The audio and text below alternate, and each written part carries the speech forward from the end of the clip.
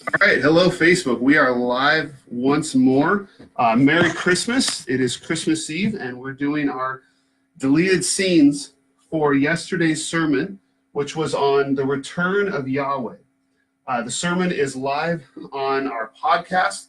You can also now subscribe to our podcast through iTunes or Google Play. Just go into their servers and search Return of Christian Church, and you will find our podcast available there. So the sermon that from yesterday covered this storyline going on in the Bible about how God has lived with his people, and then because of their sin, he left, and through Jesus, he returned. And that was the main storyline that we covered, but in the process, we touched on a subject that always used to confuse me, and now I find very fascinating, and that is the purity laws in the law of Moses. So if you've tried to read through the Bible and failed, most likely the place where you struggled the most was in the first 5 books, maybe when you get to the end of Exodus, but by the time you get into Leviticus, it's getting really confusing, it's really weird, and hard to keep up with, especially in our culture, which is so different from the culture it was written in. And you may have gotten bogged down in the part of Leviticus that talks about purity laws. This is clean, this is unclean. If this happens, you can't go into the temple and all this kind of stuff. And it's very confusing because we don't think the same way that people in that century thought. So what I want to do is I want to explain to you as best I can what's going on in the purity laws of the Bible. And the metaphor that I used in the sermon was allergies. My dad is allergic to cats. And so when my brother had cats, anytime my dad would come over, my sister-in-law would clean the house to get ready for him, because if there's cat hair in the house, my dad just can't be there for very long. Well, the same thing applies to God, because metaphorically, at least, I guess, God is allergic to death. So God is the source of life, and death enters the world through sin. And so God and death, they don't mix. And God simply cannot have death in his presence. And the whole point of the law of Moses, we tend to think nowadays that the point of the law was, if you follow the law, you get to go to heaven. But that's not what they're talking about in the first 5 books of the Bible. They're not talking about going to heaven. They're actually talking about heaven coming to earth. The whole point of the law of Moses was to make it possible for God to live with the Israelites. That's the whole function. The law exists to help the Israelites live with God in the promised land. And so if God is allergic to death, he can't have death in his presence, then you have to get rid of every source of everything associated with death. You have to get it out of God's presence. And in ancient cultures, there were a few things that were associated with death. One of them was skin diseases. Let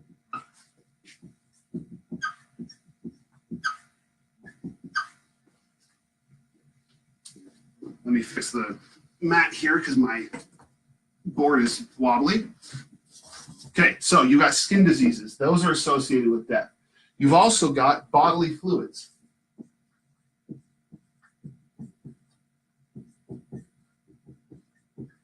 And this is basically, although they wouldn't have thought of it this way, anything that carries DNA. So your blood, seminal fluid, things like that, those are considered unclean. And you may think that's odd. Why would those be considered part of death when they're actually a source of life? And it's not the fluid itself, it's the way you lose it. If you lose bodily fluid, you're losing life. And so that's scary to them. That's associated with death. You also have dead bodies.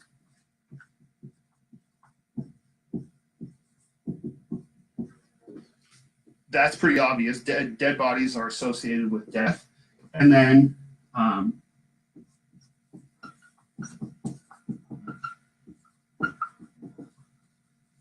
certain animals.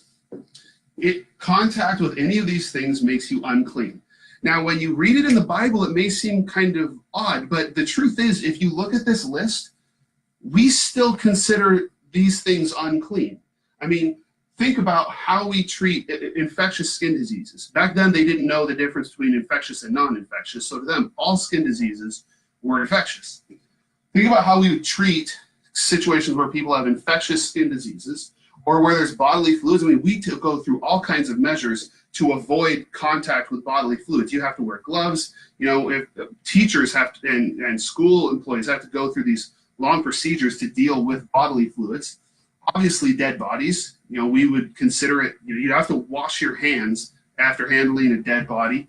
And there are certain animals that for us, it's a different list of animals than it was for people in the time of Moses, but we still have a list of animals that if you touch them, you need to wash your hands. So we have purity laws just like the Israelites did. Well, they're customs. But what the law of Moses does is it basically says any of these things that are associated with death, if you come into contact with them, you can't carry that death into the presence of God. Now, this is important because a lot of times when we read the Old Testament, we think unclean means evil or morally corrupt. So, for instance, women, because of menstruation and because of childbirth, they lose body fluids more often than men. And when they do, they're not allowed in the temple. And for a long time, people have thought that that was the Bible looking down on women and thinking women were less valuable. It's not that. First of all, because it's actually honoring the fact that they are a source of life and the processes they go through lose those bodily fluids. And that's a big deal. But also, it's not saying that they're morally corrupt. A woman who has a baby is not bad. There's a process that she just can't enter the temple. That's the only thing. She just can't go into the temple for 8 days. And then you take a bath and then you get declared clean and you're fine. In any of these situations, all you have to do is you wait a certain amount of time, you take a bath, and then you're considered clean again, and you can go into the temple. Because that's the main thing. You have to keep death out of the temple. But there's a problem, okay? I can control how I follow these. I can control whether so I control myself so that I don't go into the temple after I touch these things. But I can't be sure that everybody I come into contact with hasn't touched these things. So for instance, let's say that I'm just meeting somebody on the road, I'm going to the temple, and I shake hands with that person, okay? Are they going to list to me everything they've touched in the past 24 hours? Probably not. What if they have touched one of these things? And for them, it's not a problem because they're not going to the temple for the next 8 days, but I am. So then I would unknowingly carry impurity and death into the temple, and that's a problem. So there was just this assumption in the law of Moses that says there's going to be death that makes its way into the temple, and we have to deal with that because we can't allow death in God's presence. God is life, God is not death. So, what do you do to get rid of death? You need to clean death away. Well, the way you clean death away from something is by using life. And life in the Bible is symbolized, remember, by blood. And so what would happen is if there was death in the temple, you would need to clean it away with blood. And there's a word that we use. I didn't look this up, so I know I'm going to misspell it. It's kafar, which is the source of the word Yom Kippur, which is Hebrew for the Day of Atonement. That word is atonement. Okay? Now, we tend to think of atonement as meaning paying for something, but in Hebrew, it means to cover something over or to clean it. Okay? So the point of the Day of Atonement was to clean away all of this sin and death that had gotten into the temple or the tabernacle in the first case. And so what they would do is they would kill an animal and they would take its blood and they would go in and they would sprinkle the blood around the tabernacle. They would sprinkle it on the items in the tabernacle, and they would then, the high priest, on this one day a year, would go into the Holy of Holies, where the Ark of the Covenant was, and sprinkle blood on the Ark of the Covenant. Now, this is something that's very interesting. Notice, in the Old Testament, When the Old Testament speaks about atoning things, it's different than how we talk about it. When I use the word atone, I would say that I'm going to atone for my sins. But in the Bible, the phrasing isn't that you atone for your sins. It was that you atone an object. You clean an object. So on the Day of Atonement, it's not, the phrasing isn't atoning for sins, it's atoning the tabernacle. You go in and you atone the objects in the tabernacle, and when you sprinkle the blood on the altar, on the Ark of the Covenant, you are atoning the Ark of the Covenant. In the Old Testament law, the subject of atonement is almost always an inanimate object. It's not a person. Now, the object is being atoned because of my sin, because my sin corrupted it. But basically, the way the logic works is that the temple or the tabernacle, that is the place where heaven and earth meet. And the focus of that point is the Ark of the Covenant. And the Ark of the Covenant, in a way, it functions like a drain, or like a drain filter, where it catches all of the sin. So, the people meet God in this place, and they bring sin and death, and it coats the ark. And so once a year, you have to come in and you have to clean away the death and the sin. And that allows you to live in the presence of God. That's how the logic of the purity laws work. It's a complex set of symbols that are meant to show that God is dealing with the sin and corruption that the human beings are bringing in, because he needs to make it very clear. He is a God of life, not death.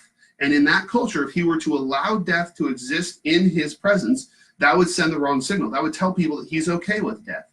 But God is a God of life. And that's what this whole complex set of systems was supposed to do, was to keep death out of the presence of God. And when it did inevitably get in, to clean it away with the use of blood. And that is the symbolism that we find in Romans when Paul talks about how Jesus became an atonement. Or your translation might use propitiation in Romans 3:23 in that section. It says Jesus is the mercy seat, which is the cover of the Ark of the Covenant. So Jesus is the Ark. He is the place where human beings and people meet. And then it says he's also the blood. So we meet through Jesus, and we're purified by Jesus's blood. That's the symbolism that's going on in there. And to me, the most important thing about that is that the sacrifice of the lamb, it was not meant to punish the lamb. It was actually meant to receive their life. The point wasn't to kill. The point was to get life. Sometimes we think of atonement as punishment for one person, but punishment and sacrifice are different. Sacrifice is a means of giving one creature's life to another.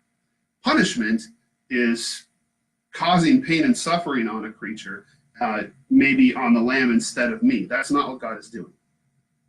He's sharing life, not torturing an animal for our sake, or torturing Jesus for our sake. I hope that makes sense. Now, there's one other thing that I wanted to talk about, because it is Christmas, and so we should talk about Christmas. All right, now, if you ask a lot of people about where the date for Christmas comes from, they will say that it came from pagan holidays. That it's the winter solstice, and that the Christians just wanted to stop people from celebrating this pagan holiday, and so they put Jesus's birthday on that holiday and then they started using all this pagan imagery, and that's where Christmas comes from. That is not true. In fact, historically, the opposite is more likely. So let me demonstrate this.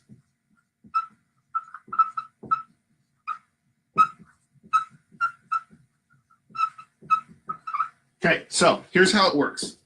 The early church just they calculated that the original Easter, the original Good Friday, when Jesus died, the actual day of the year was March 25th. Okay, at least the Western Church, the Roman Church, counted it as March 25th. Now the Eastern Church actually calculated, they thought that Jesus died on April 6th. Okay, now why does that matter? Well, because since they didn't have birth certificates back then, they developed this tradition for calculating the birthdays of famous people. What they would say is that famous people were conceived on the same day that they died. Okay? So if Jesus died on March 25th, then that means that he would have been conceived on March 25th. How long does it take for a baby to reach full term? It takes 9 months. So if Jesus was conceived on March 25th and he was born at exactly 9 months, which is, asking a lot, but this is the Son of God. He could have been that punctual. You've got 1, 2, 3, 4, 5, 6, 7, 8, 9 months.